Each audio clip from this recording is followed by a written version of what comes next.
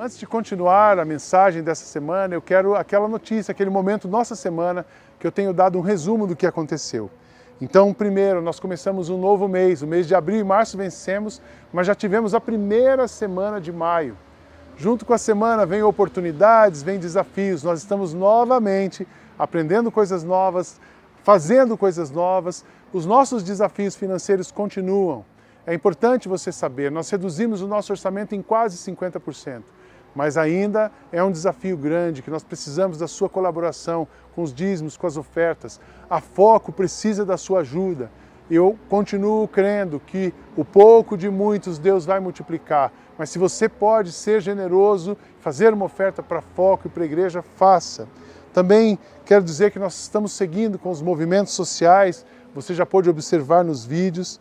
A nossa previsão de voltar publicamente para maio, a data pelo governo parece que será alterada, mas não tem problema. Nós temos um plano de recomeço. Assim que for liberado, nós apertamos um play, começando com a equipe, com os grupos pequenos e depois seguiremos. Então temos um plano organizado. Seguimos com os nossos 4 alvos. O primeiro é ninguém passar fome ao nosso lado. O segundo é não deixar de falar de Jesus para o número maior possível de pessoas. O terceiro, preservar a equipe. O quarto, preservar essa estrutura para que a gente possa receber as pessoas. Tudo mudou, mas nada mudou. Tudo mudou, nós já vivemos um mundo novo. Nós já temos sinais de muita coisa diferente, mas nada mudou. Quando o foco é Cristo, a nossa igreja continuará sendo uma igreja focada em Cristo. Nós continuaremos liderando, modelados e orientados por Jesus. E nós estamos aqui engajados na mesma missão. A nossa igreja, Deus não tem uma missão para a nossa igreja. Deus tem a nossa igreja para a sua missão. Vamos continuar. Hoje eu escolhi esse cenário aqui fora por alguns motivos. Primeiro, para a gente mudar um pouco e enxergar outros espaços. Você percebeu que cada hora um está falando de algum lugar. Mas eu também quero falar sobre as tempestades. E quando eu vi a nossa horta aqui na igreja, eu vi o sinal de uma tempestade. Eu vi um sinal do efeito da tempestade que nós estamos vivendo. Então eu quero falar sobre as tempestades na família, enfrentando, lidando com as tempestades na família. Eu vou me basear nessa manhã, não vou ler todos os capítulos, mas eu queria convidar você para ler a história de José, do capítulo 37 ao capítulo 50 do livro de Gênesis. É uma leitura sensacional, é uma história fantástica que tem muitos aprendizados. Mas eu foquei nesse aspecto da tempestade emocional, a tempestade moral, a tempestade de uma pandemia que a família de José, que José enfrentou ao longo da sua história familiar. Falando em família, seu barquinho deve estar aí, esse barquinho vai nos acompanhar, o nosso barco sai para o mar e enfrentamos as tempestades. Eu também queria pedir para você separar uma foto da sua família. Eu já estou abrindo aqui da minha família, pode ser uma foto impressa, se você tiver, ou uma foto do celular. Eu escolhi aqui do celular, vou deixar aberto, porque no final eu quero orar pela sua família. Essa família linda que nós temos, ela enfrenta tempestade. Para falar das tempestades, eu quero começar contando para vocês 3 histórias de famílias que passaram por tempestades. Uma família, uma vez, uma mulher me ligou dizendo que tinha recebido um WhatsApp do marido, dizendo que o marido não voltaria mais para casa, ele dizendo que não voltaria para casa e encerrou o casamento por um WhatsApp. Vocês podem imaginar a crise emocional, é uma crise em vários aspectos, mas especialmente emocional, como ficou a emoção dessa mulher e como estava a emoção desse homem. Eu não quero julgar nem dizer o que eu penso sobre isso, eu estou apenas narrando uma história. Uma outra história muito triste, uma outra tempestade. Um homem conhece uma mulher pela internet, um homem casado com família constituída, conheceu uma mulher pela internet com família constituída e eles começam a ter um relacionamento extraconjugal. Um belo dia ele decide abandonar a sua família e ir morar com essa nova família. Foi uma decisão baseada numa vontade, um princípio completamente desalinhado daquilo que Deus tem para uma pessoa, para uma família. Mas imagina a tempestade que esses filhos enfrentaram, que essa mulher enfrentou e que também esse homem com a nova família. Ninguém consegue viver confortável nessa situação. Tem um outro caso que é um outro tipo de tempestade.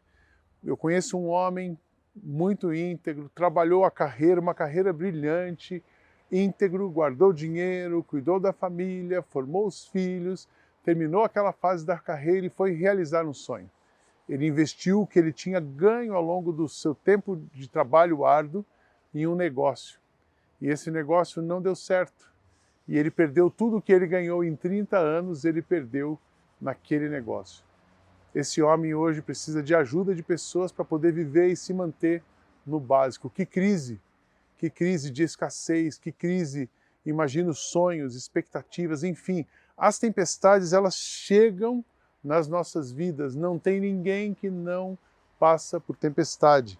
Mas eu queria dizer algumas coisas sobre a tempestade. Quando eu olho para a palavra de Deus, a primeira coisa é que a tempestade faz parte da vida.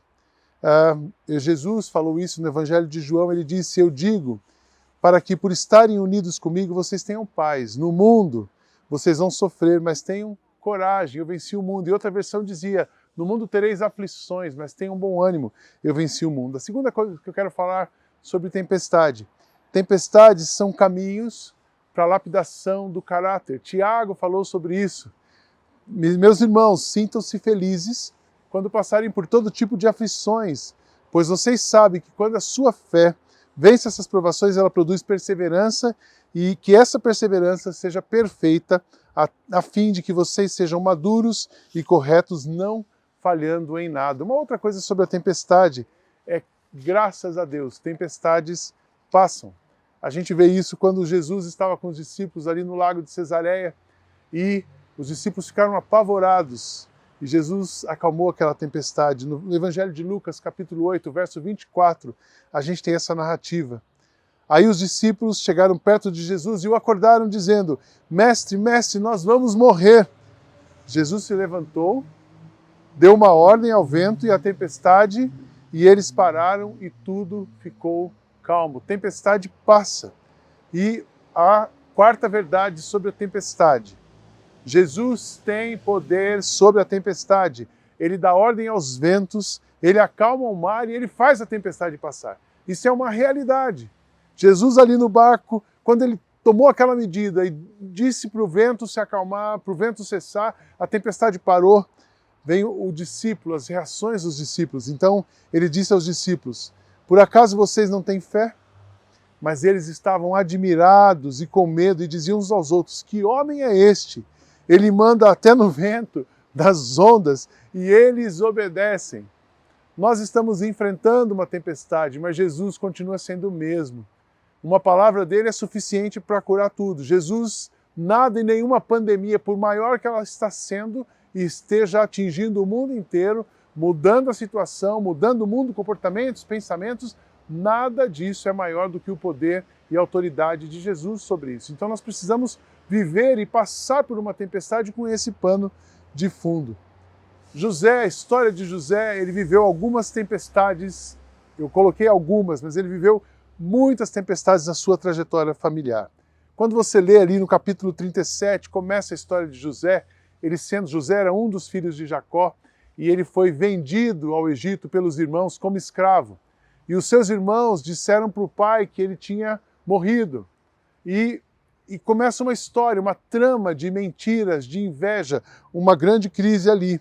Depois, no capítulo 39 de Gênesis, a gente vê a ascensão de José. José vai trabalhar no comandante, no chefe da guarda, na casa de Potifar, e ele tem uma ascensão grande, uma conquista, um espaço no Egito. O homem, o jovem que foi vendido como escravo, ele ganha destaque. Enquanto ele estava se destacando, ele sofre uma outra crise. A mulher de Potifar o assedia sexualmente, e isso leva José para um outro capítulo, capítulo 40, verso 41, mostra José na cadeia. Mas na cadeia, lá no fundo do poço, ele estava numa ascensão, ele foi para baixo de novo, uma outra crise. A José interpreta os sonhos do rei e ele ganha a confiança do rei e ele consegue de novo voltar a ter um destaque no governo. Nesse destaque, nesse momento, ele trabalha, organiza e planeja, ele conduz o governo, mas nesse momento, ali no capítulo 42 até o 46, nós vamos ver que o mundo sofre uma pandemia naquele momento. uma escassez. Chegaram os 7 anos de escassez, de fome, mas José estava preparado para aquilo, ele liderou um processo de mudança. No capítulo 47, a sua família volta e a gente vê José, que agora era o governador do Egito, cuidando da sua família. Um jovem vendido como escravo se torna o governador do Egito e cuida da sua família e recebe os seus irmãos que o venderam. E no capítulo 48 e 49 a gente vê essa reconstrução dessa relação familiar, a gente vê a reconstrução da relação de Jacó como pai e autoridade sobre a família e a bênção de Jacó sobre José, e uma história que começou difícil, terminando muito bem. José viveu aqui, pelo menos eu destaco, 4 crises. A primeira crise foi a crise emocional. Intriga, maldade, inveja, rejeição, disputa. Vocês podem imaginar como ficou o coração de José, como José teve que ser maduro e lidar com tudo isso. Ser desprezado pelos seus irmãos, ser ofendido pelos irmãos, ter a inveja, pensar que os seus irmãos, o seu pai nunca mais o veria. Enfim, é muita confusão, é muita tristeza na família. Uma crise emocional como a que estamos vivendo agora. Pessoas enterrando seus entes queridos, sem poder identificá-los ou poder ao menos se despedir. Pessoas sofrendo, lidando com luto, mas lidando com a impessoalidade dessa morte. Mas também José viveu uma crise moral, assédio, falsas acusações, prisão, humilhação. José foi extremamente provocado nessa área. Você imagina um jovem em ascensão, precisando se destacar, a mulher do chefe, mas ele resiste a essa crise, mas ele passa por essa crise. Por ter resistido, por ter se mantido fiel a Deus, ele vai para o fundo. José viveu também uma crise material, uma crise de fome, uma crise de falta de trabalho, uma crise de imigração, como essa que nós estamos vivendo agora. A pandemia, ela começa com uma crise na saúde por causa do vírus, ela vem para uma crise econômica. No nosso país tem se transformado e agravado a crise política, mas ela gera uma crise institucional, ela gera uma crise de identidade e que certamente vai mexer com as pessoas. E José passou isso, 7 anos de fome. Todos os países, todas as comunidades ao redor, os povos ao redor do Egito não tinham comida. E começou um processo de imigração, gente saindo de um lugar, indo para o outro, mas o Egito estava preparado. José foi um homem usado por Deus para manter aquele país saudável, estruturado e capaz de ajudar as outras pessoas, mas foi uma crise que José enfrentou. E uma outra crise familiar que José enfrenta é a crise da readaptação. Ele recebeu os seus irmãos, ele acomodou os seus irmãos. Primeiro ele recebe, ele acomoda, cuida, depois ele se apresenta e depois ele lidera. E eu acho tão interessante que José liderou, mas não para que ele fosse o autoritário, o comandante, agora vocês vão ver, não. Ele liderou para colocar cada um no seu lugar e devolver o lugar para Jacó de pai, de autoridade. E essa história termina com todos debaixo da bênção de Jacó. Jacó dizendo para cada um a sua palavra. Antes de morrer, ele dá uma palavra para cada filho. E esses filhos se tornam as 12 tribos de Israel que nós conhecemos, a história que vem até hoje. Mas eu imagino, e é tão lindo quando a gente vê alguns textos aqui, Jacó reagiu, José lutou com as suas emoções, José teve que viver aquele processo de adaptação. Crises na emoção, crises morais, crises materiais, crises de reajustes, como esse que nós estamos vivendo agora. Eu tenho visto algumas mulheres falarem dos seus maridos em casa, com home office e vice-versa. Eu tenho ouvido mães e pais falarem dos filhos. Eu tenho ouvido sobre adolescentes que estão ficando em casa sem o contato presencial com seus amigos. Enfim, é uma crise geral que nós passamos nesse momento. É uma tempestade, mas José venceu, lidou e venceu aquelas tempestades. E eu quero estudar com vocês isso. Como é que José, olhando para a história dele, como que ele superou essas tempestades? José venceu a sua crise emocional. Ele não ficou escravo, o fato dele ter sido vendido, rejeitado pelos seus irmãos, não fez com que ele ficasse preso naquele ponto, mas ele avança. José venceu a sua crise emocional liberando o perdão. Ele orou para os seus irmãos, sentiu a dor, processou aquela rejeição, mais ele perdoa os seus irmãos. Ele volta a se relacionar com os seus irmãos sem nenhuma mágoa, sem nenhum ressentimento, de fato liberando o perdão. Sabe por que ele conseguiu liberar o perdão? Porque ele deixou o passado no passado. Ele deixou no passado, como Paulo diz aos irmãos em Filipenses. É claro, irmãos, que eu não penso que já consegui isso. Porém, uma coisa eu faço: esqueço aquilo que fica para trás e avanço para o que está na minha frente. Corro direto para a linha da chegada, a fim de conseguir o prêmio da vitória. Esse prêmio é a nova vida para a qual Deus me chamou por meio de Cristo Jesus. Paulo dá esse conselho aos cristãos em Filipenses. José conseguiu superar a sua crise emocional porque ele agiu baseado no que ele tinha como raiz e não naquilo que estava acontecendo com ele. José tinha princípios, José temia a Deus, José estava ligado a Deus e José sabia que Deus tinha um plano para ele dali para frente.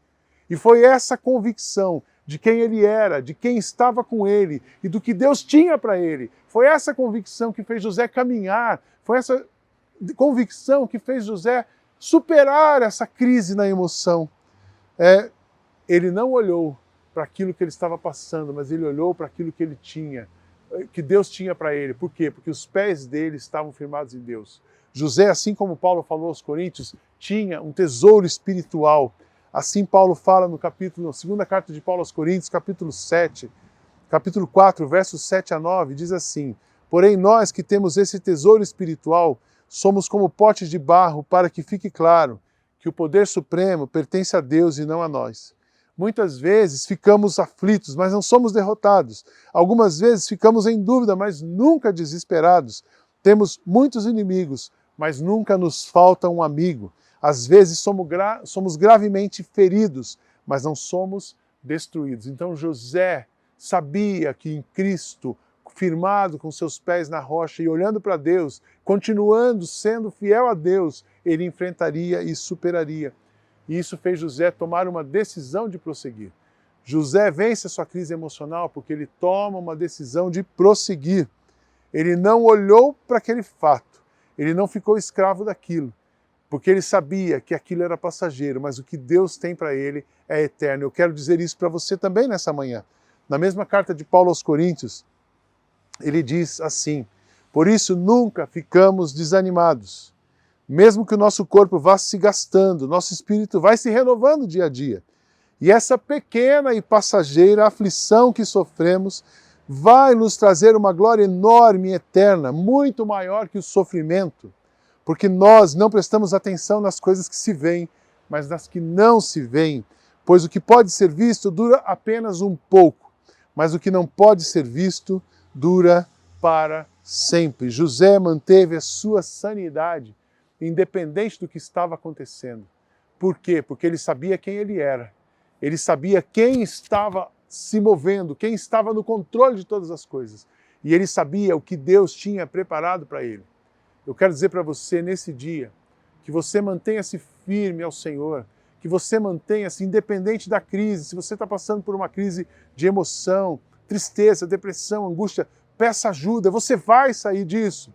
Mas como você vai sair disso? Não ficando preso ao que te trouxe a isso. Não ficando preso a um fato da sua família, a uma mágoa, a um ressentimento. Que nesse dia você possa liberar o perdão para aquelas pessoas que te ofenderam, para aquelas pessoas que te passaram para trás, para aquela pessoa na sua família que te rejeitou. Porque você se libertando disso e olhando para Cristo, você vai descobrir o seguinte: isso é passageiro. Mas o que Deus tem para você em Cristo Jesus é eterno. A glória que Ele preparou para nós é muito maior do que o sofrimento que nós estamos passando, que você possa estar passando nesse momento. Essa pandemia tem prazo, a gente não sabe o prazo, ela tem um prazo, ela vai passar, mas o que Deus preparou para você, para mim, para nós, é eterno. Continue olhando para Deus e supere a sua crise emocional. Busque ajuda, nós estamos prontos, dispostos para ajudar você a sair de onde você está e dar passos na direção daquilo que Cristo preparou para você. Segunda coisa, a segunda crise que José venceu foi a crise moral. Ele passou uma crise moral do assédio, da humilhação e da prisão com a mulher de Potifar, que o levou à prisão, mas ele venceu. Como que José venceu essa crise moral? José venceu essa crise moral sendo fiel ao Senhor. Ele pagou o preço com a sua integridade. Você imagina que, humanamente falando, seria muito mais fácil para ele se render, se entregar, entrar no jogo, mas ele não abriu mão dos seus princípios. Ele não traiu a honra de Deus. Ele não saiu fora da linha. Como que José venceu? Não se contaminando com o pecado que estava à sua disposição. José não contaminou a sua mente, ele tomou uma decisão. Pecar nós temos uma natureza pecaminosa. Essa natureza pecaminosa vai nos tender ao pecado, mas pecar é uma decisão. Você pode não pecar, você pode escolher não pecar, e José tomou essa decisão. E com isso ele refaz o caminho. À medida que ele tomou uma decisão baseada em Cristo, ele perdeu aquilo que o pecado poderia lhe oferecer, mas ele não perdeu a alegria de estar com Cristo. E ele foi para a cadeia, e Cristo refaz a sua história, refaz o seu caminho, mas ele reconstrói José, baseado na verdade, baseado na integridade, baseado naquilo que realmente sustenta uma pessoa. Eu quero dar um conselho para você, se você está vivendo uma crise moral, que você resolva essa crise. Se você tem sentimentos no seu coração, que você fuja da imoralidade. Se você está envolvido em algum processo imoral, que você abandone a imoralidade e olhe para Deus e que Deus te renove.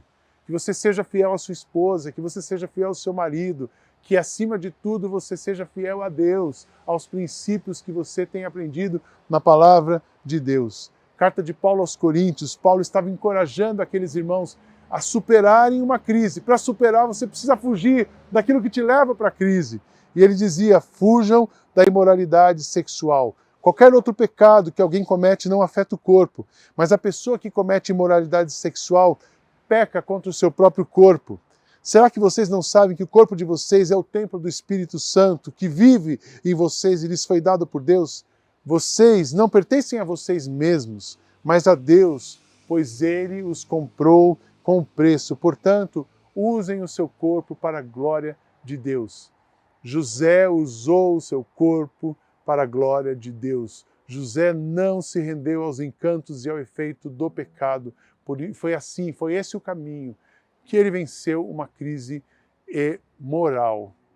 Se você passa por esse momento e você não sabe como voltar, eu me lembro de um texto de Apocalipse que ele diz assim, lembra, pois, de onde você caiu, arrepende e volta à prática das boas obras.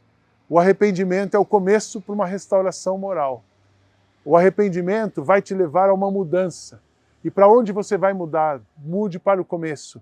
Volte ao começo. Se você tem uma crise conjugal, lembra do começo do seu casamento.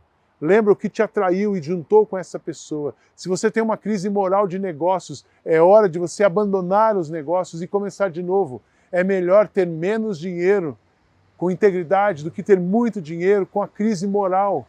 Então mude o seu padrão de negócio, mude o seu padrão de conduta familiar, mude o seu padrão de conduta sexual, mude o seu padrão de pensamento com relação às coisas morais.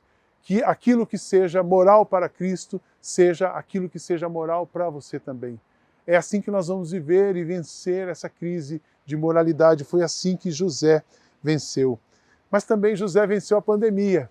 É interessante, as pessoas perguntam, pastor, você acha que é o fim do mundo? Tem tantos fins do mundo que já aconteceram. Eu tenho certeza que cada dia nós estamos mais próximos do fim. Mas nós não sabemos o dia nem a hora. Ele virá como um relâmpago. E nós que somos o povo dele, reinaremos com ele para sempre. Mas os dias que antecedem a volta de Cristo são dias difíceis. Então eu tenho certeza que nós estamos mais próximos da volta, por isso estamos passando todas essas dificuldades. Nós não podemos esperar nada de ninguém, de governos, ninguém tem uma resposta, mas ele tem. E José venceu essa crise da pandemia, da fome. Ele venceu com trabalho, ele venceu primeiro, seguindo as orientações de Deus. José não fez o que a emoção dele o levaria a fazer. José não fez aquilo que o rei mandava fazer, mas José fez aquilo que Deus mandava fazer. Ele venceu seguindo as orientações de Deus. ele venceu trabalhando firme. Eu quero ler para vocês, para a gente ter esse pedaço da história, Gênesis 41, de 45 a 52, e ele mostra como que José trabalhou e foi usado por Deus para vencer aquela pandemia. Diz assim o texto: o rei pôs em José o nome de Zafenate Paneia e lhe deu como esposa Azenate, filha de Potífera, que era sacerdote da cidade de Heliópolis. José tinha 30 anos quando entrou para o serviço do rei do Egito, um jovem. Ele saiu da presença do rei e viajou por todo o Egito, ele era um super executivo. Durante os 7 anos de fartura, a terra produziu cereais em grande quantidade, e José ajuntou todos os cereais e os guardou em armazéns nas cidades, ficando em cada cidade os cereais colhidos nos campos vizinhos. José ajuntou tanto mantimento que desistiu de pesar, pois não dava mais. Parecia a areia da praia do mar. E antes de começarem os anos de fome, José teve 2 filhos com a sua mulher, pôs no primeiro o nome de Manassés e explicou assim: Deus me fez esquecer. Olha José lidando com a sua emoção, ele estava curado das suas emoções. Deus me fez esquecer todos os meus sofrimentos e toda a família do meu pai. Ele teve um desligamento emocional. E no segundo filho ele pôs o nome de Efraim e disse: Deus me deu filhos no país onde eu tenho sofrido. Ele estava reconhecendo que Deus transforma o mal em bem. Então José estava com o coração grato, José estava com desligamento emocional saudável e com o coração grato. E isso fez com que ele obedecesse a Deus, conseguisse obedecer a Deus e trabalhar e produzir. E ele produziu muito. E ele se preparou para os dias difíceis. Então ele obedeceu a Deus, ele trabalhou, ele se preparou. Quantas vezes você já me ouviu falando aqui na igreja, e eu quero falar de novo isso para você. Mesmo nesse tempo de pandemia, ganhe o máximo que você puder ganhar. Ah, eu estou ganhando pouco, é o máximo.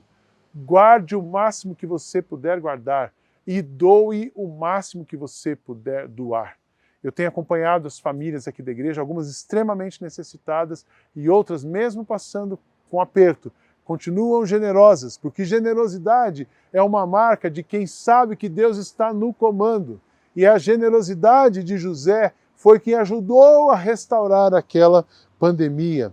José exerceu a generosidade, ele trabalhou para o bem dos egípcios e os seus vizinhos. Se você for ler a história no final, você vai ver que os vizinhos vinham até o Egito buscar comida e José prontamente os serviu. Diz assim no capítulo 41, versos 55 a 57. Quando os egípcios começaram a passar fome, eles foram pedir alimentos ao rei e ele disse: vão falar com José e façam o que ele disser. O rei deu toda a autoridade para José. E quando a fome aumentou no país inteiro, José abriu todos os armazéns e começou a vender cereais aos egípcios. E de todos os países vinham ao Egito para comprar cereais de José, pois no mundo inteiro havia uma grande falta de alimentos. José não falou assim: não, vamos nos proteger, estamos resolvidos, e o resto, cada um cuida do seu. Não, José cuidou dos seus, cuidou dos vizinhos, José não parou de amar, José foi aos confins, José realmente foi um líder que trabalhou em favor da comunidade, do povo, e transformou, e foi usado por Deus para transformar uma situação.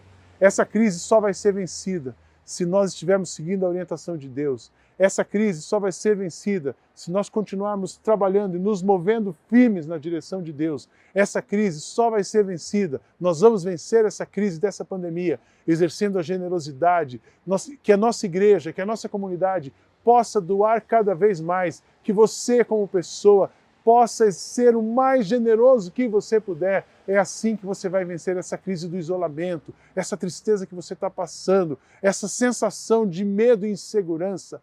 A segurança e a coragem vem quando você se levanta e se move na direção de alguém para ajudá-la para construir alguma coisa. Mas também José venceu a sua 4ª e última crise. Ele venceu a crise do recomeço, a crise da readaptação, de receber os seus irmãos, de processar tudo aquilo. Mas José venceu. Como é que José vence essa crise de recomposição familiar? Ele primeiro, ele acolheu e amou. Ele não julgou os seus irmãos. Ele não passou a limpo a história, ele não tirou satisfação, ele não buscou ver quem tinha razão. Por quê? Porque ele já estava perdoado, ele já tinha entendido que Deus tinha trabalhado na história dele, mas ele acolhe e ama. E José também venceu essa readaptação, crendo e agindo, crendo que o plano era um plano de Deus, e agindo para trazer a sua família, e agindo para cuidar da sua família, e agindo para recompor a sua família. Recomposição familiar é uma decisão.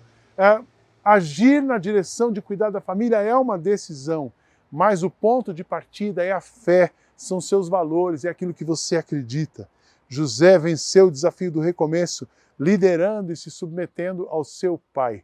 Ele manteve a estrutura familiar, ele manteve as hierarquias familiares. José colocou aquilo que nós olhamos no domingo passado, cada um no seu lugar, mesmo sendo o governador do Egito que se respondia ao rei. Ele se submete à autoridade do seu pai e ele confere ao seu pai a autoridade diante da família. Cada um no seu lugar, cumprindo o seu papel, todos se amando. É assim que uma família volta a funcionar. E aprendendo, José venceu essa crise da reconstrução, aprendendo e construindo o novo. Eu imagino que ele teve que reaprender a viver com os irmãos. Ele teve que reaprender a ficar quieto e falar na hora certa, se calar na hora certa. Ele teve que aprender a ter um olhar mais misericordioso para os irmãos. Ele teve que ressignificar toda a sua história naquele momento, baseado na confiança de que Deus estava no comando da sua história. Eu quero dizer para você, continue firme, porque Deus está no comando da sua história. Esse é o momento de você se readaptar como casal, se readaptar como filho, se readaptar como pai, se readaptar como um cristão, como um líder na comunidade, como um chefe de uma empresa, como dono de uma empresa. Os nossos papéis mudaram. O nosso jeito de desempenhar o nosso papel mudou, porque o mundo mudou. Então nós precisamos aprender e reaprender a fazer o que Deus quer que a gente faça. É assim que uma família se reconstrói. Eu fico imaginando naquelas famílias que nós mencionamos no começo. Imagina se aquele homem hoje, ouvindo essa mensagem, decide voltar para casa. É um recomeço, é uma reconstrução.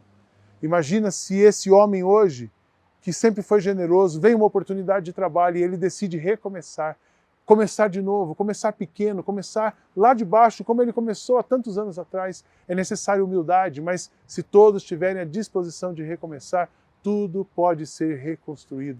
Imagina esse homem que abandonou sua família e foi morar com outra família. Se ele decide voltar e se a mulher decide aceitar, como vai ser essa composição? Toda crise pode ser vencida, olhando para Cristo, entendendo o que Ele quer, tendo a disposição de fazer o que Ele quer. E como termina a história de José? Termina como Jacó abençoando seu filho e dizendo palavras que reafirmaram a sua identidade, o seu lugar na família e a sua autoridade como líder daquela nação. Diz assim, Gênesis capítulo 49, verso 22 a 26. José é como uma planta perto de uma fonte, ele dá muita fruta e os seus galhos sobem pelo muro. Os inimigos o atacam com violência e o perseguem com os seus arcos e flechas.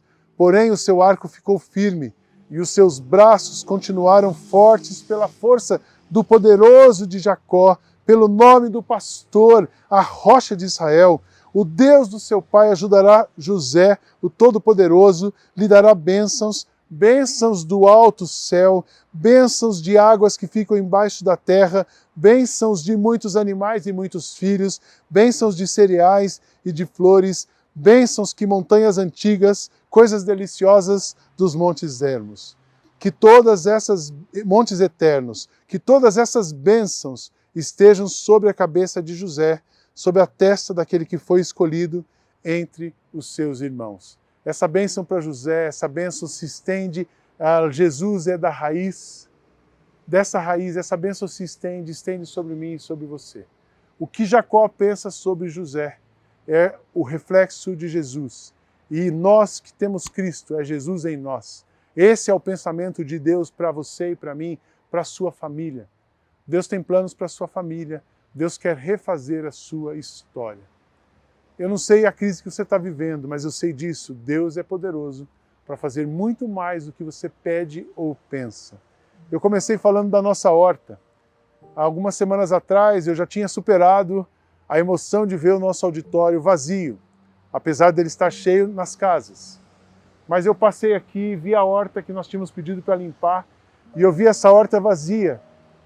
A terra está seca, não tem frutos, mas uma coisa eu sei, Deus está conosco. E eu tenho alimentado a minha memória com o dia que nós plantamos essa horta. Você está vendo agora algumas imagens lindas, netos, avós, netos. A nossa comunidade era um dia da família. E essa horta foi plantada, e essa horta frutificou. Eu tenho certeza que esse espaço vai voltar a ser verde. Eu tenho certeza que Deus continuará abundante sobre nós. Eu tenho certeza que o plano de Deus continua para nós. Mas não só para a gente ser uma comunidade feliz. Para a gente ser uma comunidade feliz. E uma comunidade que leva a felicidade, o amor e a vida para outros lugares. Então creia nisso, não desista de crer. Tempestades passam, com Cristo no barco, tudo vai muito bem e passa o temporal. Eu pedi para você separar uma foto da sua família. Eu não sei como está a sua família hoje. A minha família tem vivido momentos muito interessantes. Nós temos nos adaptado. O meu neto vai fazer, nosso neto Daniel, no dia 14 ele faz 1 aninho. Hoje é dia 10, 11, 12, 13 e 14. Na quinta-feira ele vai fazer 1 ano. E nós temos experimentado grandes coisas na família, aprendizados novos, ajustes. Mas eu quero terminar orando, eu não sei como você está, mas eu quero terminar orando pela sua família. Olhe alguns momentos para a sua família. Essa família é o presente que Deus deu para você. A família que você vive, as pessoas que estão com você, são presentes que Deus deu para cuidar de você. E eu quero terminar essa mensagem orando com você, orando por você. Senhor Jesus, abençoa cada família agora que está reunida, cada pessoa que mesmo esteja distante, não conseguindo conviver com a sua família, que o Senhor possa abençoá-la. Se tem alguém com laços, crises de emoção, laços rompidos, que possam ser refeitos.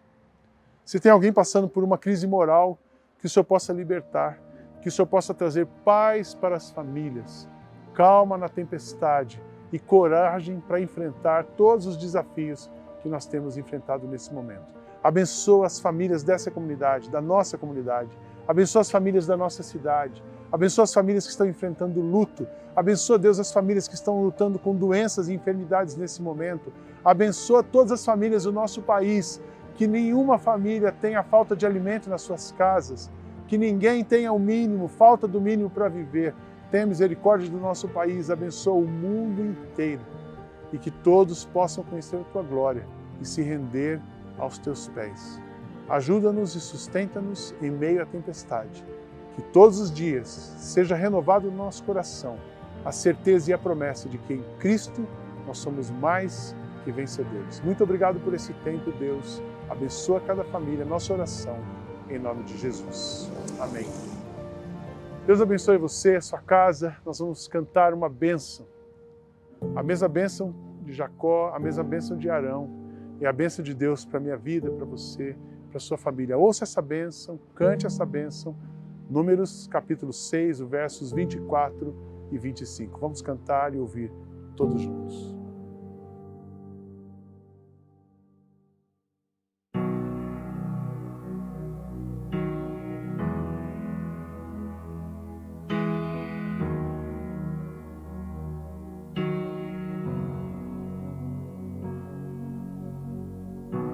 Que Deus te abençoe,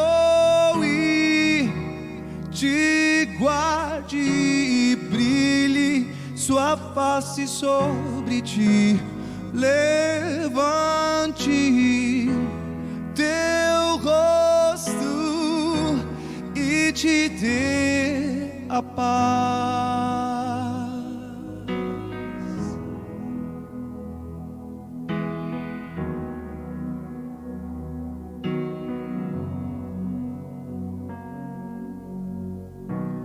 Que Deus te abençoe,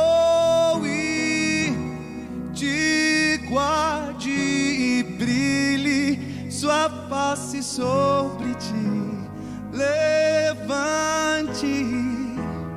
teu rosto e te dê a paz.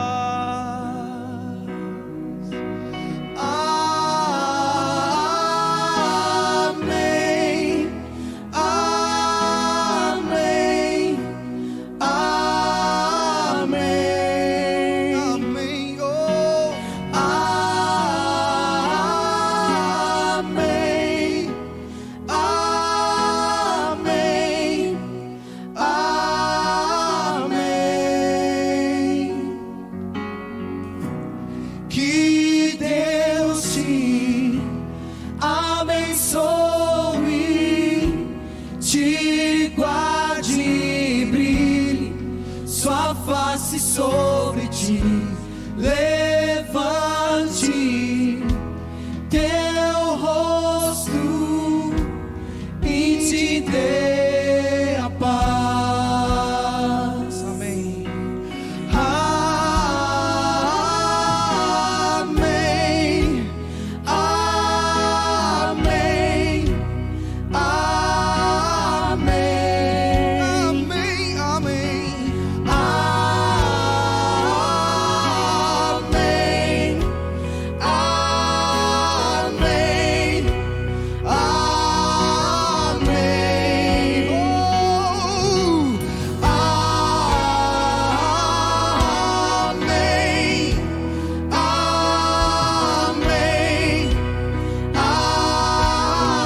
amém, amém, amém, oh, amém, amém, amém. E juntos como igreja recebemos a sua bênção, a oração do Senhor sobre a nossa vida, a bênção de Cristo Jesus sobre a nossa vida.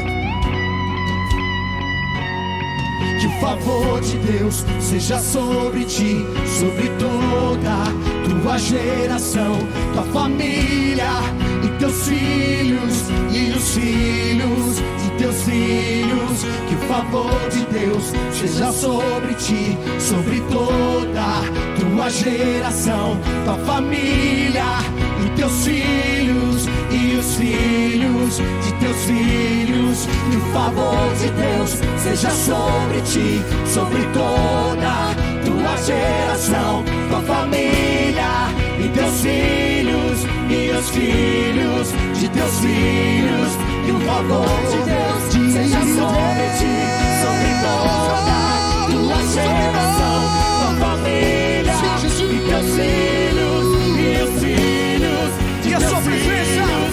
Sua presença seja em ti e te cerque onde fores, ao entrares, ao saíres. Ele é por ti, Ele é por ti, pelo dia, pela noite, pela vinda e pela tua ida, ao chorares, ao sorrires. Ele é por ti, Ele é por ti, Ele é por ti, Ele é por ti, Ele é por ti, Ele é por ti, Ele é por ti, Deus é conosco, Ele é por ti, Ele é por ti.